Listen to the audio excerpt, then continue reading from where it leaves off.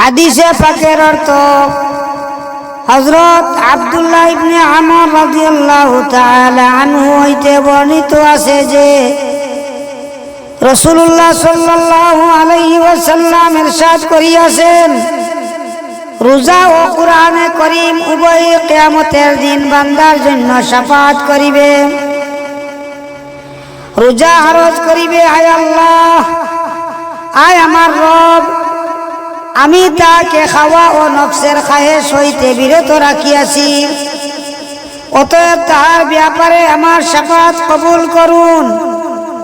কুরআনে কারীম বলিবে, আমি তাহাকে রাত্রের ঘুম হইতে বিরত রাখিয়াছি, সে রাতে নফল নামাজে আমার তিলাওয়াত করিত, অতএব তাহার ব্যাপারে আমার শাফাআত কবুল করুন। সুতরাং উভয়ে তাহার জন্য সুপারিশ করিবে। সুবহানাল্লাহ। অন্য হাদিসে হযরত ওমর রাদিয়াল্লাহু তাআলা আনহু বলেন, রাসূলুল্লাহ সাল্লাল্লাহু আলাইহি ওয়াসাল্লাম ইরশাদ করিয়াছেন, আল্লাহ তাআলা এই কুরআন শরীফের কারণে বহু লোকের মর্যাদা বৃদ্ধি করেন এবং অনেকের মর্যাদা ক্ষুণ্ণ করিয়া দেন। অর্থাৎ যাহারা উহার উপর আমল করে আল্লাহ তাআলা দুনিয়া ও আখিরাতে তাহাদিগকে সম্মান দান করেন,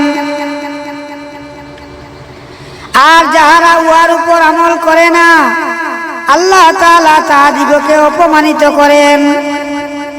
হযরত আবু হুরায়রা রাদিয়াল্লাহু তাআলা আনহু অন্য হাদিসে বর্ণনা করেন, রাসূলুল্লাহ সাল্লাল্লাহু আলাইহি ওয়াসাল্লাম আমাকে ইরশাদ করিয়াছেন, কুরআনে কারীমের তিলাওয়াত ও আল্লাহ তাআলার জিকিরের ইহতিমাম করিও, এই আমলের দ্বারা আসমানে তোমার আলোচনা হইবে আর এই আমল জমিনে তোমার জন্য হেদায়েতের নূর হইবে। সুবহানাল্লাহ। অন্য হাদিসে হযরত আব্দুল্লাহ ইবনে ওমর রাদিয়াল্লাহু তাআলা আনহু হইতে বর্ণিত আছে যে রাসূলুল্লাহ সাল্লাল্লাহু আলাইহি ওয়াসাল্লাম ইরশাদ করিয়াছেন, দুই ব্যক্তির ব্যাপারে ঈর্ষা করা চাই। এক সেই ব্যক্তি যাকে আল্লাহ তাআলা কুরআন শরীফ দান করিয়াছেন আর সে দিন রাত উহার তিলাওয়াতে মশগুল থাকে। দ্বিতীয় ওই ব্যক্তি যাকে আল্লাহ তাআলা সম্পদ দান করিয়াছেন আর সে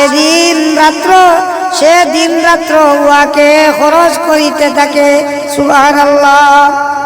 আল্লাহ পাক পরবর্তীকার আলমী আমাদের বেশি বেশি নেক আমলের তৌফিক দিক।